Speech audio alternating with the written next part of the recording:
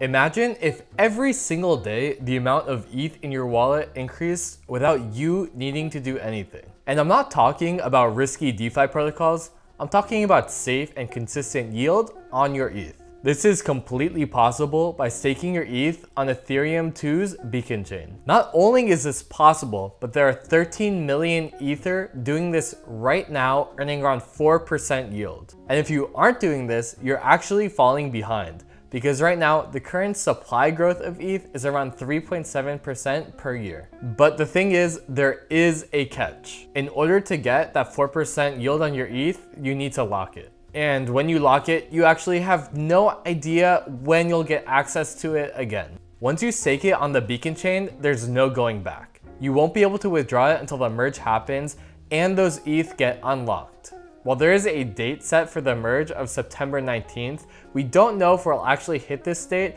and additional things need to happen after the merge in order for this ETH to become accessible again. That's where Lido comes in. Lido allows you to earn this staking yield without needing to lock up your Ethereum. In this video, I'm going to show you how Lido works under the hood. I'm going to show you how you can earn yield on your ETH using Lido, and we're going to talk about some of the risks associated with the protocol. If you think crypto is here to stay and you want to learn as much as you can about crypto and DeFi, hit the subscribe button to join us on this journey. So what is Lido?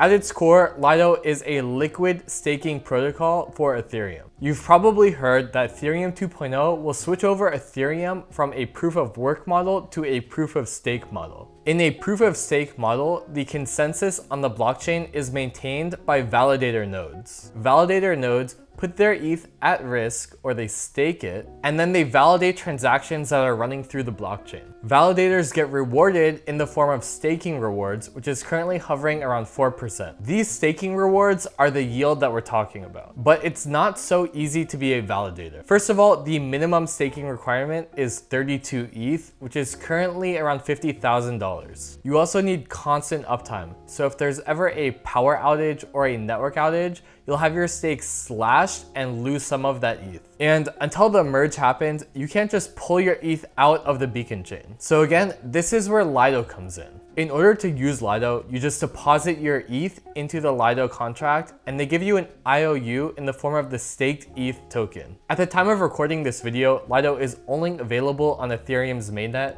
but they've already announced an integration with Arbitrum, and it's likely by the time you're watching this that you'll be able to use Lido on Arbitrum and Optimism. One alternative to depositing ETH into the Lido smart contract is to just buy staked ETH on the open market, which you can do on trading exchanges like Curve. Once you have the staked ETH token, this token automatically updates its balance in your wallet as if you were getting a 4% yield on the Ethereum. So if there is a 4% APR and you have 100 tokens in your Ethereum wallet, you'd expect that if you check back after a year, you'd have 104 tokens. Of course, you're actually compounding those tokens every single day. Once the merge does happen and withdrawals are enabled, you'll be able to exchange these staked ETH IOUs for real Ether. In the meantime, you can use staked ETH in a bunch of different DeFi protocols just like it was real ETH. But you can only do that if that DeFi protocol has a staked ETH integration. So far, Lido has been massively successful, and out of the 13.7 million staked ETH, over 4 million of that is staked using Lido. Lido is actually so popular that them holding so much of the staked ETH makes a lot of people nervous. It is spread across a bunch of different node operators, but such a high concentration of power is frowned upon in the Ethereum community. At one point, this actually happened with the software that node operators use to run their nodes, and there is a huge community push to adopt other node software so that it would be more balanced. And I wouldn't be surprised if the same thing happened at some point with Lido if this continued. But stepping back a bit, how does Lido actually work under the hood? It's worth mentioning that Lido does allow staking for other assets like Polygon's Matic token and Solana,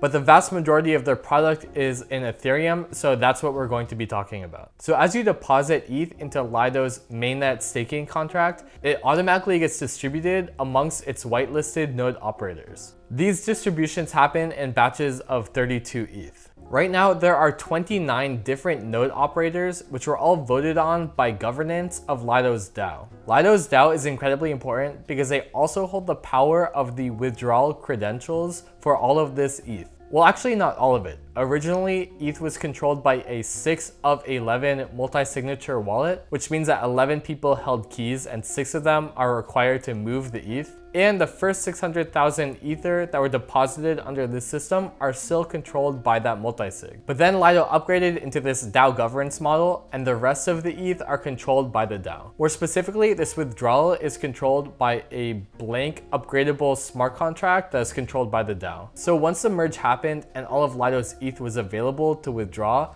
the DAO would have to vote on a new smart contract that had all of the withdrawal logic. Theoretically, that would be the point where they enabled the exchange of their IOU tokens, staked ETH, for the original Ether. So the way that Lido knows how to update the balances for all of the staked ETH in the system is that they have an oracle on the beacon chain. That oracle looks at the change in balance of all of Lido's ETH that's staked on the beacon chain and then updates that to the staked ETH tokens on Ethereum mainnet. That update includes the rewards that were earned by all of the node operators, minus any of the penalties that they may have had. While 90% of these staking rewards go to the holders of staked ETH, 10% are actually used by the platform. Of that 10%, half goes to the Lido treasury, which is controlled by the DAO, and the other half goes to the node operators. When you're talking about the billions of dollars of ETH that they control, this 10% is actually quite a bit. Currently, with their $6 billion worth of ETH, that means that they're earning around $25 million a year in fees. So what are the actual risks of Lido? So if you're planning on holding your staked ETH all the way through the merge, then it's a very, very low risk protocol, but there are some risks that we need to talk about. The first risk is validator risk, that this ETH is spread between these different validators. Because Ethereum has penalties for lack of uptime, it's possible that one of Lido's node operators could have their stakes slashed, which would come out of the pockets of all of the staked ETH holders. It's also possible, like any smart contract, that there would be some exploit in their smart contract, but it's worth noting that it has gotten a lot of scrutiny and been audited multiple times. And the code is open source and public with bug bounties, so if you find anything wrong with it, you could get paid. There's also technical risk with the merge. Merging Ethereum from proof of work into proof of stake is a little bit like swapping out an airplane's engine mid-flight. Obviously, there are some incredibly smart engineers that are being very cautious and doing multiple tests for this process, but there's still no guarantee that it will be seamless. One other risk is governance risk, because Lido's DAO holds a lot of responsibility. They're the ones in charge of whitelisting node operators, and they're also the ones in charge of making that ETH redeemable once it's available. The Lido governance contract has gotten a lot of scrutiny because it's been used by multiple protocols for a long time for governance, but it really does hold all the power, so there is risk there. One change they recently made to combat this risk is to make votes a two-step process. So the first step votes for the proposal, and then the second step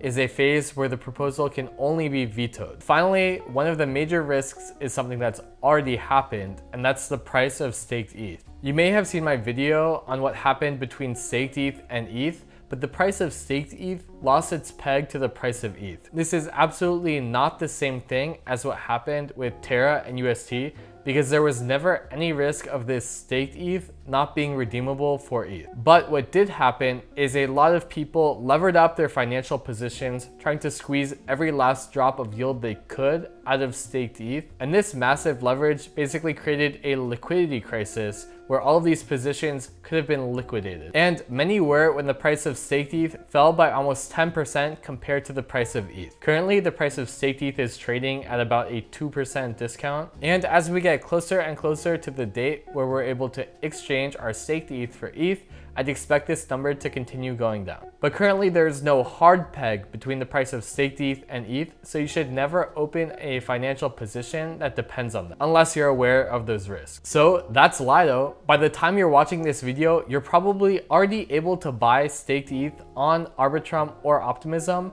but if not, you can get it on Ethereum's mainnet. It's also worth saying that Lido is not just going to operate before the merge, they'll operate after the merge to make staking easier for anyone who doesn't meet those validator requirements. I personally am a huge fan of Lido and staked ETH, and I am planning on buying staked ETH as soon as it's available on Arbitrum. But always do your own research, and I'm happy to answer any questions if you drop them in the comments below. Thanks for watching, and I'll see you in the next video.